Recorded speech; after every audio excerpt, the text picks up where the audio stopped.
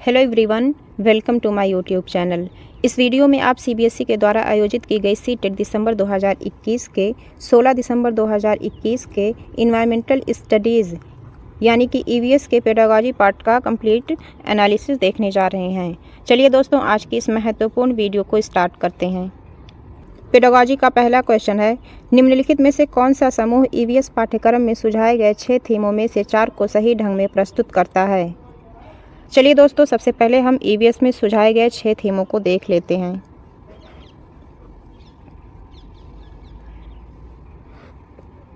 Themes इन EVS. पहली theme है family and friends. दूसरी थीम है फूड, भोजन। तीसरी थीम है वाटर, जल। चौथी थीम है शेल्टर, आवास। पांचवी थीम है ट्रैवल, यात्रा। छठी थीम है things we make and do, चीज़ें जो हम बनाते और करते हैं। चलिए अब क्वेश्चन पर आते हैं। पहला ऑप्शन है पौधे, जानवर, परिवार और भोजन पदार्थ। इसमें सब थीम भी है, इसलिए यह ऑप्शन गलत है। दूसरा, परिवार और मित्र, दोस्त, भोजन, पानी और यात्रा, ये सही है। सेकंड ऑप्शन सही है। थर्ड ऑप्शन भी देख लेते हैं, चीज़ें जो हम बनाते और करते हैं, भोजन, आवास और पौधे, पदार्थ, ये सब थीम है।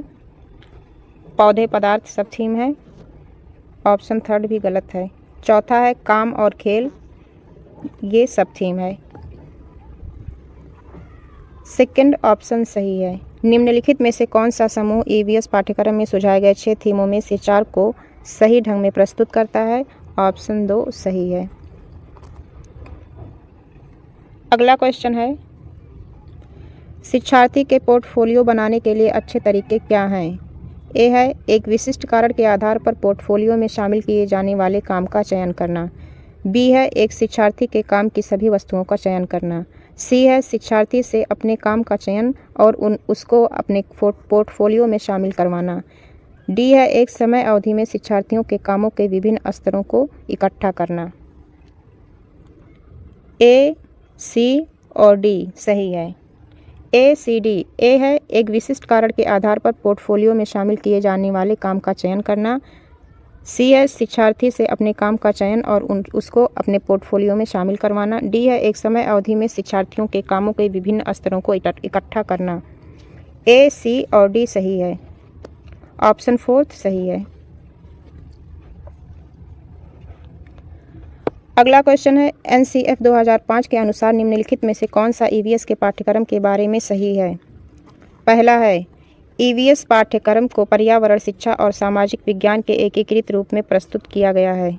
दूसरा है ईवीएस का पाठ्यक्रम सामाजिक विज्ञान और पर्यावरण शिक्षा का एक विषयगत एकीकरण है। तीसरा है ईवीएस का पाठ्यक्रम विज्ञान और पर्यावरण शिक्षा का एकीकरण है। चौथा है ईवीएस का पाठ्यक्रम विज्ञान, सामाजिक विज्ञान और पर्यावरण शिक्षा का एकीकरण है।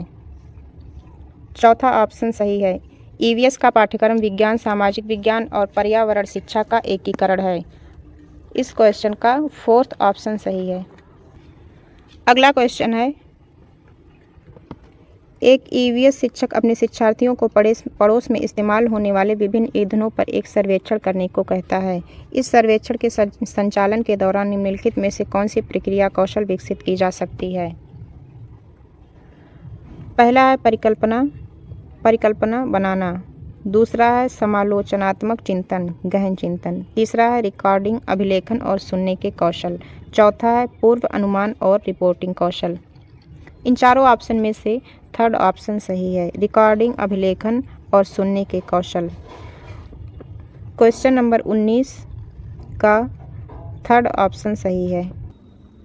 अगला क्वेश्चन है, सीखने के लिए निरंतर आकलन के लिए आवश्यक तत्व क्या है?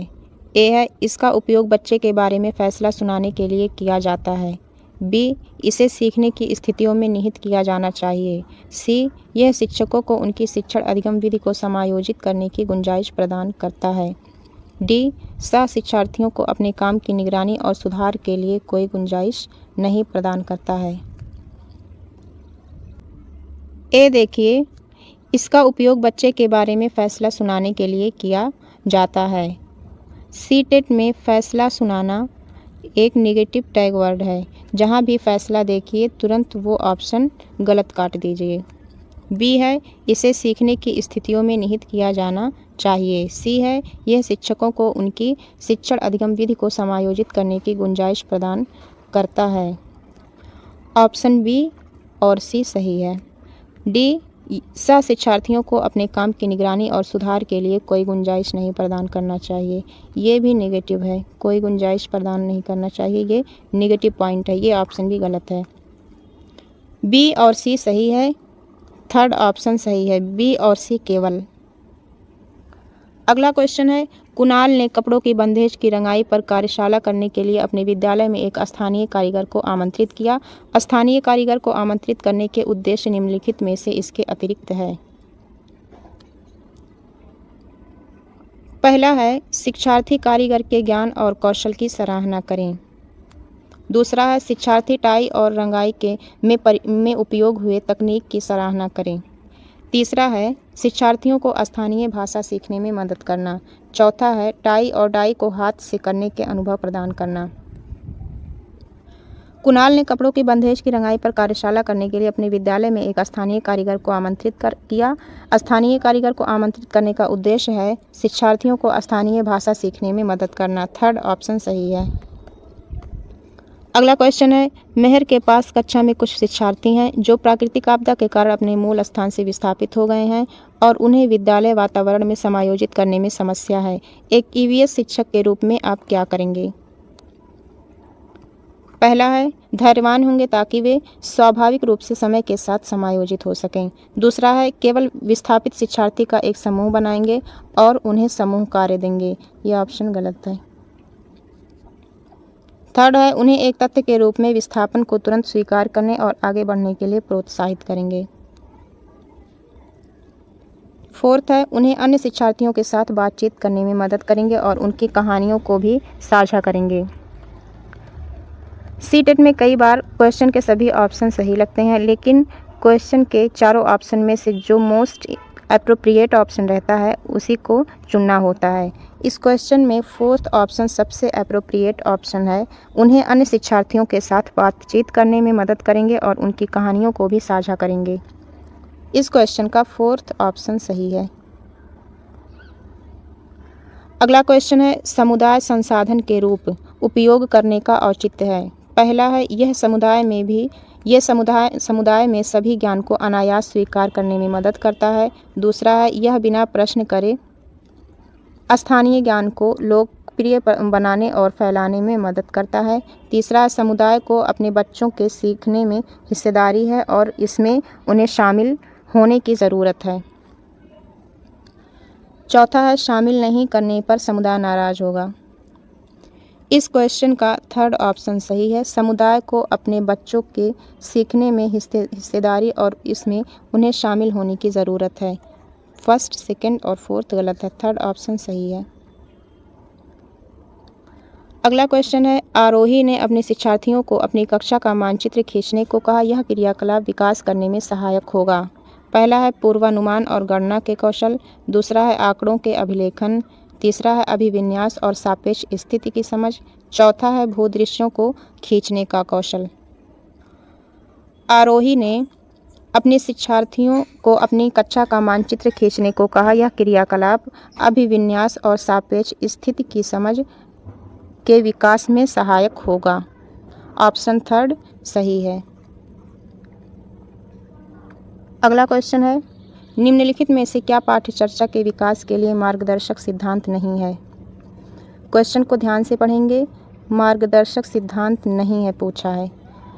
पहला ऑप्शन है, विद्यालयी ज्ञान को बाह्य विश्व से जोड़ना। यह मार्गदर्शक सिद्धांत है। दूसरा, सुनिश्चित करना कि अधिगम रटंत विधियों से परे हो जाए। ये भी पाठ्य चर्चा के विकास के लिए मार्गदर्शक सिद्धांत है।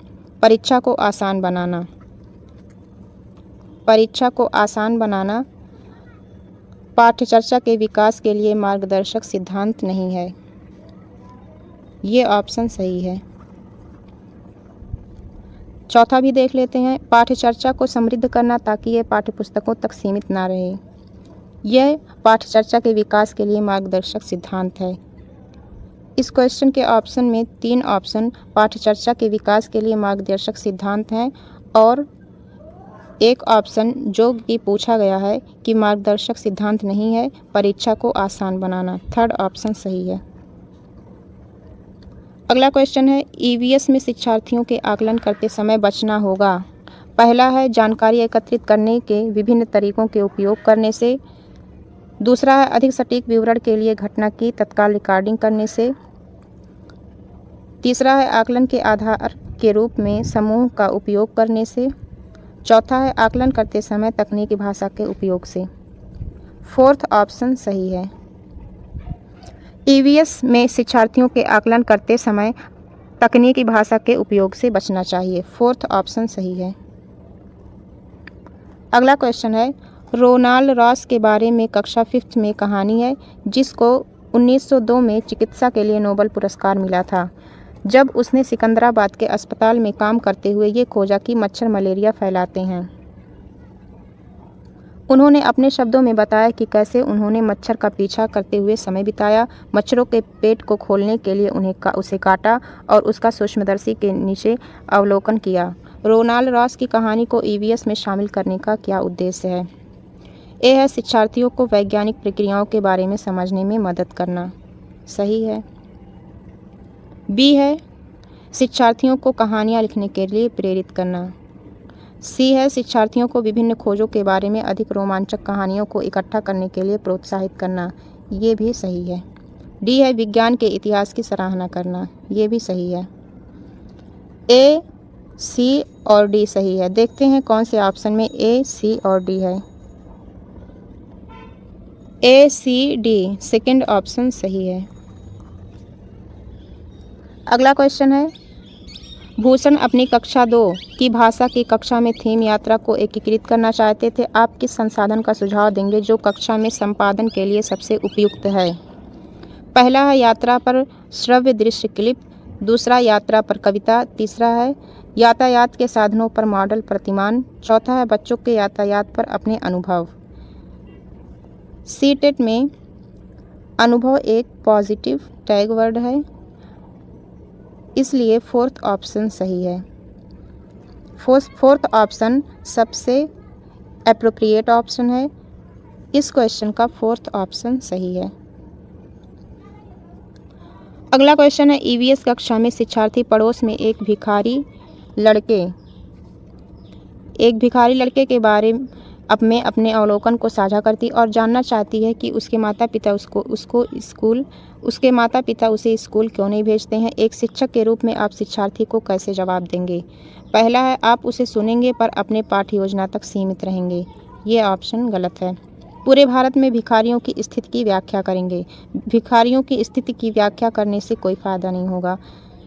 थर्ड है इस विषय को शिक्षार्थी के साथ अलग में चर्चा करेंगे। अलग में नहीं चर्चा करना, सबके साथ उसी टाइम पर चर्चा करना है। सभी विद्यार्थियों के साथ चर्चा करना है। फोर्थ ऑप्शन है उसके अवलोकन की सराहना करेंगे और पूरी कक्षा में इस पर चर्चा करेंगे। Fourth option most appropriate option है। इस क्वेश्चन का फोर्थ ऑप्शन सही है। अगला क्वेश्चन है, खेल और पहेलियाँ ईवीएस के शिक्षण और अधिगम के महत्वपूर्ण हिस्से हैं क्योंकि वे कक्षा की एकरसता से विराम प्रदान करते हैं। दूसरा है वे शिक्षार्थियों को मज़े करने का समय प्रदान करते हैं। तीसरा ऑप्शन है वे शिक्षार्थियों को अपने आप पैटर्न खोजने को देते हैं। फोर्थ है इनका कक्षा में संपादन करना आसान है। इस क्वेश्चन का थर्ड ऑप्शन सही है। सीटेट में खोजना एक पॉजिटिव टैग वर्ड है। जहाँ भी देखिए खोजना लिखा है वो ऑप्शन तुरंत सही टिक कर लीजिए।